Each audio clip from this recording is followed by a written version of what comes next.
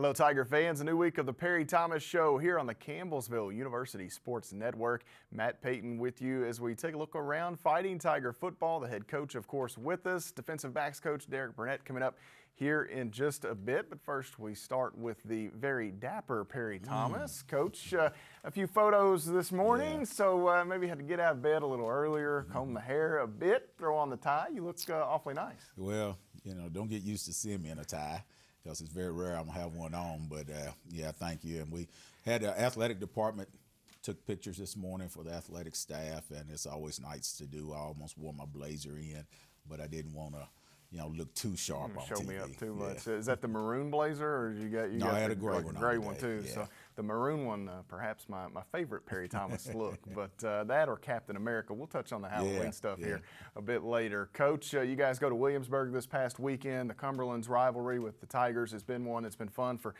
30 years or more now at this point. This past weekend. Nice little back and forth to start. You guys were creating some turnovers, 7-point game at halftime, third quarter. Unfortunately, the Patriots able to kind of run off and hide 52-27, the final score. It's a very good Cumberland's team. You knew that going in, and again, just not enough firepower offensively there for you guys. Yeah, well, we just, defensively, we just get worn down in that box. I mean, it's the same story. We've been dealing with it all year. You just got a lot of young guys out there that physically just start getting a little whipped in the second half. And first half, I thought we got after them well. We created some turnovers, and that gave us opportunities. We ran the football really well throughout the entire game offensively, and we leaned on that quite a bit, and it opened up some short game passes for us. Kicking game was solid early. They scored right before half, and that hurt us. Because it'd been nice to go in 10-10 at halftime because they were getting the ball first in the second half. And I thought that gave them a little momentum going into halftime. And then the second half, they just came out and established a running game, and we were missing tackles. And sometimes you look at that and people say, well, you got to do more tackling drills, or you got to do more of this. Everybody wants to coach. And at the end of the day, you got freshmen out there trying to make these plays, and sometimes they're going to make them and sometimes they're not. It's just the bottom line. It's the way it is at any level of football and at any division school in college football. Those freshmen and sophomores are going to miss more tackles, but then they're going to make some plays also. And in the second half, you just saw that. You saw us going in trying to make plays, and sometimes that offensive line was just rolling us off the ball, and it just got to the point defensively where we couldn't compete in the box with them, and that opened up other stuff. Offensively, though, I thought we continued to get after it the full game, and once we start playing catch-up, that's when we get in trouble. Yeah, one thing about it, actually they made a quarterback change at one point. They didn't really love what they were doing offensively. You guys were creating some turnovers. How about Anton Fant? He had a big week, 3 interceptions. I'm not sure the last Tiger to do that, but 3 interceptions for Fant. He's the NCCAA Player of the Week, Bluegrass Divisional Player of the Week, was an NAI nominee for the Defensive Award, so kudos to him. He also had a fumble force, so there were some bright spots in there defensively as well. Oh, no doubt. I thought there were some great spots in there defensively. We controlled their running game in the first half, which is what we wanted to do, and then Fant and Reece and a couple other caused some fumbles, and then we had those big picks. So defensively, I thought in the first half we had some bright spots, and even the second half, we had a couple of deflections in the end zone on third and fourth down plays, and we continued to play. It just got to a point where we just couldn't withstand their physicalness in the box. They were just physically stronger than us. But other than that, I thought our guys flew around. We were trying to make plays. We didn't lay down. We just got out position, and it's great to see Fant. Fant's a freshman. He's another one of those freshmen back there playing safety, and it's great to see him come up with those plays because it has to build confidence, and not only him but all the other guys that we are capable of doing those things. When you go into the locker room at halftime, you give up quite a few yards, but kind of that bend but don't break defense right there. You can live with it, and we've talked about this the last few weeks. It's been kind of a theme. The message right there to your group at halftime. Yeah, so we grouped them up and just talked about we got to withstand their intensity in the second half. Knew that Coach Reimer and those guys was going to go in there and give them the right act. You know, they had been a top 17 team up until the week before when they had lost to Cumberland. So they did not expect to be in that situation. The players didn't. And I'm sure they went there and just got after them real good. And so our thing was, look, we got to focus on correcting those mistakes we've made because we left some points on the field in the first half. And then we got to withstand their intensity on these opening drives in the second half. If we can do that, then we can make it a dogfight. If we can't do that, then they could run away with it in the second half. And we was just up front with our guys about it. Certainly we didn't do that. You know, those first couple of drives, they took them right down our throat. And at that point, we was playing catch up. And there were some bright spots offensively, too. One of those, Coach Deontay Sipp, he finished with 192 yards. He was over 200 in the gain column. He had 11 in terms of yards lost, so he finishes there at 192. And we talked about this off camera. Here's the trivia that I told you I was going to throw at you. The last Tiger running back over 200 yards. The last Tiger running back over 200 yards. Let me think back to my Tiger running backs. I'm gonna go with Mark Terry. Mark Terry had 2 at the tail end of 2010, but Wayne Coffey got him in 2011. I almost said Wayne. Wayne got him in 2011, a big win over Lindsey Wilson College. He was just over 200 in a victory over the Blue Raiders. It's been almost 10 years going back to that 200-yard rushing performance from Wayne, Mark. And then, of course, I didn't go back and count boomers. We don't have enough time to count Greg Fountain's 200-yard rushing games. But, Deontay had a nice game. And, again, even in those late-game moments, you can see he's got the ability to wear on defenses. Yes. And there's a skill set there that is certainly unique and one that's valuable to you guys. Yeah, he's a grinding type back. You know, he's one that is going to hit it up in there, and he has some little shifty moves in the hole. He'll dip that shoulder, and he has experience, you know, at running the football in college football in this league. So, you know, he's a tough back, no doubt about it. And I thought the O-line blocked well, opened up some holes, receivers downfield blocking. And, you know, once he gets up in there, then he can make things happen. And it's a big deal if you look at his yards. They're grinding yards. You know, he had a couple of long runs, but they're grinding yards. I mean, he's hitting in there 5, 6, 3, 8, those type of deals. There's not a ton of 25, 30-yard runs. So that just shows you his toughness and his durability to be able to do that. And I got to think that for a coach, it's nice to have a Sipp. You got 2 young guys like Shannon and Collins sitting back there. They go into that running back room. They got a guy like Deontay Sipp, an upperclassman who's been around the Mid-South Conference and now your program a bit. That's got to be a good guy to have in that locker room. Yes, no doubt about it. He's a good guy to have on the team, period. You know, he's a graduate student, first-class young man. He's not a whiner and a complainer. He's a quiet leader. And he's a good representation for those young guys in that room. That young room is really good, not just, you know, Shannon and Collins, but also there's some other guys in that room that are very good and competitive that will compete for that position next year. And having him in there gives them a true mentor, I mean, on and off the field. He's the guy that we're going to miss in our program. The Tigers on the road this past weekend. They come back home to take on Georgetown College in a battle of Tigers. Georgetown still in the top 25 there at 21, I think, as of the most recent poll. That's a 1:30 kickoff this weekend at Finley Stadium. We'll step away, come back, and visit with defensive backs coach Derek Burnett before we dig into that Georgetown College matchup with Perry Thomas here on The Perry Thomas Show. Mom was always very self-sufficient, but we started noticing things were off. I was forgetting my responsibilities at work. I told Mom we should visit a doctor. Alzheimer's.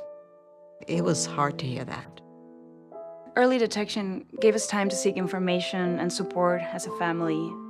I've never felt more connected with Mom. If you or your family are noticing changes, it could be Alzheimer's. Talk about seeing a doctor together. Trying to keep things running for those who rely on us. That's why we don't have time to be sick with the flu. We don't have time for delays. Ready! We don't have time for spills. Next. We don't have time for setbacks. Let's be real. Getting the flu shot helps you fight the flu. Get a flu shot for yourself and those around you too. I'm Jenny Garth, and as a mother of 3, I know kids worry about a lot of things. Getting enough food to eat shouldn't be one of them. But here in America, that is a real worry for 1 in 5 children. This is unacceptable and something Feeding America is working to solve. Through a nationwide network of food banks, Feeding America serves virtually every community in the United States, including yours. See how you can help your community. Visit feedingamerica.org. Together, we can solve hunger. Together, we're Feeding America. How you doing? Hey, Mason. Hey, Mason.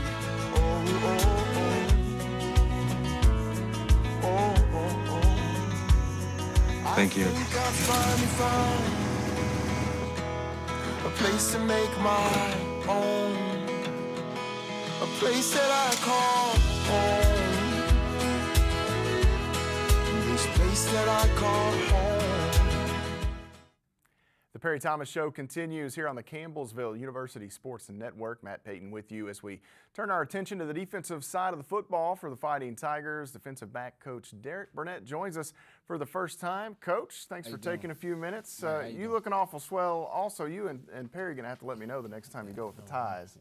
Picture day. Yeah, picture day. That's what happens, man. Like ready as all of the athletics department was here today at Campbellsville University. Walk me through your background. You've been here with the Tiger football team for a bit, but you're an old KCU Knight in the Mid-South Conference. Yeah, I'm alum with the Knights from Cincinnati, Ohio. Played at a good high school program down there at Robert A. Taft in the inner city, and then went to KCU, played under Mike Furry and the Blackstones. Once I graduated from there, ended up following Furry down to Limestone when he got the head coaching job down there, and I actually coached linebackers in the secondary. And when he left and went to the Chicago Bears, I actually stayed for 2 more years, and then ended up getting closer to home and ended up here. Yeah, that's a nice little trip back north. And Mike Furry, a name some of you might recognize, former Detroit Lion, played in the NFL for a few years, had a nice little run there with the Lions. But Coach, let's talk about this Tiger defense. Let's talk about this secondary. You picked a good week to come on the show. You got a youngster racking up some awards this past week, Anton Fant. Bluegrass Divisional Player of the Week on the defensive side of the ball. He also racks up the NCCAA Player of the Week award. 3 interceptions, a forced fumble. He had a good evening. He had a great evening. He should have had 6 interceptions. That's another story. But Anton's a great kid. He's also from Cincinnati. Come out of that same CMAC conference. You got a lot of good talent there. The back end is actually a pretty good group in the sense of it's all freshmen and 2 fifth-year guys. So, and then I got 1 sophomore. So they pretty much just competitive, compete, don't know a lot, just running around and just trying to get the job done, which is what you really want your room to be about early, just compete. When I think of Anton, I think of a guy who, early in the year, he was probably like 6, 7 string, and he pretty much just competed, never worried about who was in front of him, never worried about where he was at. He just getting 1% better every day. And all year is clicked, but, last Saturday he was just in the zone. Proud of him for that. That was good to see. Yeah, good afternoon or good evening there for Anton. And, you mentioned those 5th-year guys. Let's talk about Kobe Reece and Malcolm Walker, 2 guys that you can kind of throw out on the island. Defensive line, linebacker, you've got a lot of different things on the defensive side at work. But when you've got 2 guys that you can throw out there at corner and trust them to make plays, it's a big boost to any defense. Yeah, it makes a big difference. I think they both are pretty much type of get-in-your-face type of guys, but they play a different brand of football. Malcolm, 6'2", long, but is more of a finesse guy. But he do want to touch you when he press you. And then Kobe is more of a physical, intense football player. And he want to touch you as well, but he's just a little more physical than the other one. So it gives us a chance to be able to switch things up. I remember last year playing against Lindsey Wilson, Kobe had like 2 PIs early in the game, and they were good plays, but he was just so much stronger than the guy he was guarding. We just had to switch him to the other guy because, Lindsey Wilson had those 2 dudes. And all of a sudden the PI stopped. And it was just he just needed to be on a bigger guy to where his physicality don't necessarily just overwhelm a guy to the point where they call them PIs. But those guys can play, they can run. In the classroom, when we doing our studying, just off the field, man, they great leaders. Kobe's a guy that take notes every day. You know, even if we're talking about the same thing, you know, he understands that it's important that those guys see him trying to learn and learning, you know, ask questions. You know, they're just a tight-knit group. Malcolm actually takes my freshman to class. That's a good big brother right there. You know, like he stays off campus. He will get up about, 7:30 and start making runs to take them over to class. I'm like, dude, they can walk to class, you know. So, I mean, they're the best two. If I only can have two guys that's older in my room, I will only want it the way I got it. Yeah. You know, those are just the two best examples, and they're performers on the football field. And they're doing a lot of good things for us on and off the field. Well, Coach, real quick, walk me through this matchup with Georgetown just a bit. It's a Georgetown offense that they're capable of coming in here, scoring points. What does this Tiger defensive group have to do this week to come out with a victory? I think for us, the thing that we got to be able to do is we just got to stay sound. I think Georgetown don't do a bunch. You know, they pretty much do the stuff that they did, for the last 20 years for the most part. You know, they throw more. But for us, it's more about knowing our assignment, being where we're supposed to be, and then from there being able to, give them different looks. But for the most part, just playing sound football, competing and just being ready and being in tune and that down, not worrying about the next down, not worrying about the last down. I think being able to do that, definitely with how young we are, it'll put us in position to, win majority of the downs, which will ultimately stack up to us having a chance in the overhaul of the game. And that's the bottom line. And then, we got to keep on getting them turnovers. Yeah, keep getting those turnovers, Coach. That's always a plus for any defense, any team. Coach Derek Burnett, thanks for taking a few minutes. Good luck this weekend. Appreciate you. The Tigers this weekend at Finley Stadium, Campbellsville University hosting Georgetown 1:30 on Saturday. We'll step away, come back. We've got one more segment with the head coach, Perry Thomas, here on The Perry Thomas Show. I'm Jenny Garth, and as a mother of 3, I know kids worry about a lot of things. Getting enough food to eat shouldn't be one of them. But here in America, that is a real worry for 1 in 5 children. This is unacceptable, and something Feeding America is working to solve. Through a nationwide network of food banks, Feeding America serves virtually every community in the United States, including yours. See how you can help your community. Visit feedingamerica.org. Together, we can solve hunger. Together, we're Feeding America. When I first saw a turtle, my heart was full. Now I'm anything but lonely. We have this deep connection, this heart connection. He just wants to be close to you and part of your life. Every day with Turtle is a perfect day. When I'm holding her, it makes me feel calmer. I think everything he does shows how much he loves us. When we adopt a shelter pet, we discover they're a little bit of a lot of things. But they're all pure love. There are 16 million children struggling with hunger in America. That's 1 in 5 daughters, sons, neighbors, and classmates who don't know where their next meal is coming from. Yet billions of pounds of good food go to waste every year. It's time we do something about it. Feeding America is a nationwide network of food banks that helps provide meals to millions of kids and families in need. Visit feedingamerica.org to help them feed even more. Together, we can solve hunger. Together, we're Feeding America. There's so many rewards in life. You coming into our home was one of the greatest rewards we could have ever had. It took 20 years, and I got my 3rd child, who was 17 at the time. It's so cool to watch the adult that you've become, and you really have done as much for us as you think we've done for you.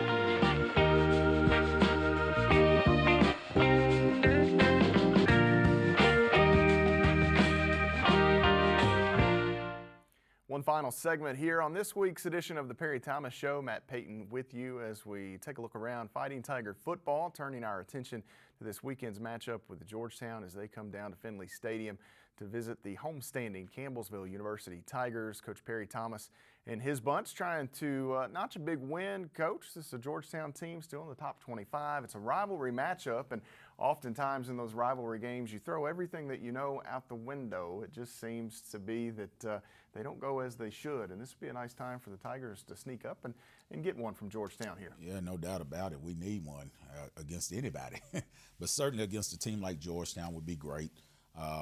They're just a traditional program, not only in the Mid-South Conference, but in the nation of NAIA football.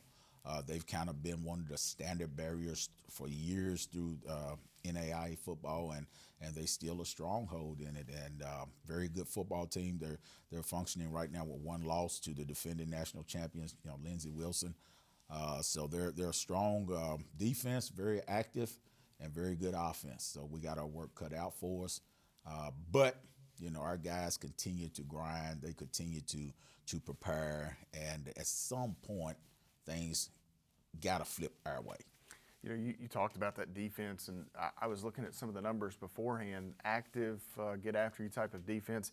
29 sacks in 7 games. Yeah. They've got 16 interceptions in 7 games, which seems like just a huge number. Yeah. But it's a defense. They're going to take some chances. They're going to try to make some plays. So certainly on the offensive side of the football, you guys have to be on your P's and Q's. Yeah, they have very good defensive backs.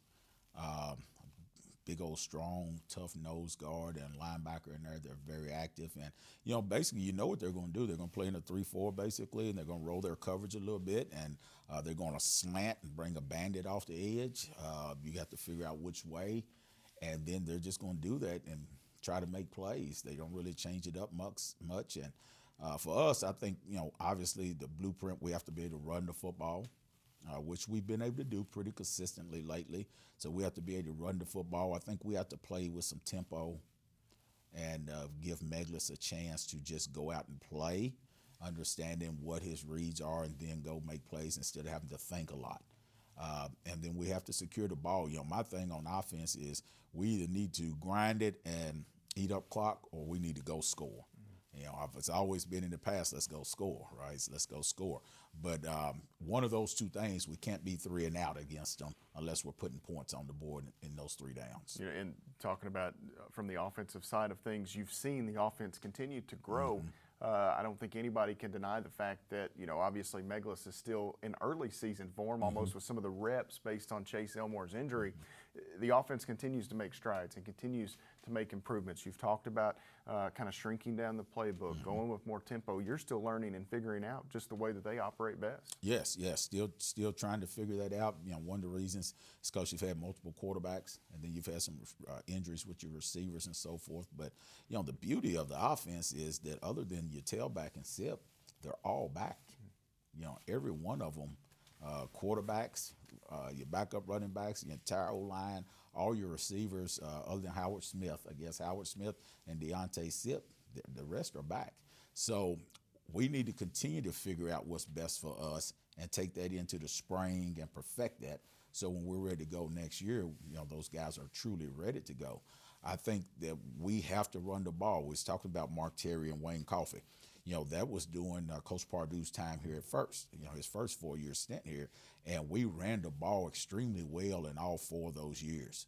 And we had tailback, I think, only 1 year of his 4 that our tailback wasn't the MSC Player of the Year. And, but we were able to throw the ball also, so we was able to throw to Big Stan, Warren Huffman, some of those guys. We could throw a 3-yard slant and it would go to a touchdown. And we have to just get back to where we can do those things, control the ball, run at the tempos we want to run. And I think we're advancing toward that. And I think a big part of that is the job the offensive coaches have done in minimizing what we're doing. We've talked a lot now on the offensive side of the football. You touched on, Georgetown offensively a little bit, but walk me through that Tiger defense. I know a lot of times the focus is more on you guys than the opponent, so to speak, but walk me through your defense and some of those matchups perhaps with that Georgetown offense. Yeah, the big thing for us is I thought we got better the last couple of weeks being able to play our zone coverage a little more. Because of injuries the last year or so, we've been having to kind of just lock you up a little bit. but we've been getting a little healthy, and we've been able to play in a little more zone. And I think it showed the other night with the picks, because we was able to play some more zone and mix in our man and zone stuff.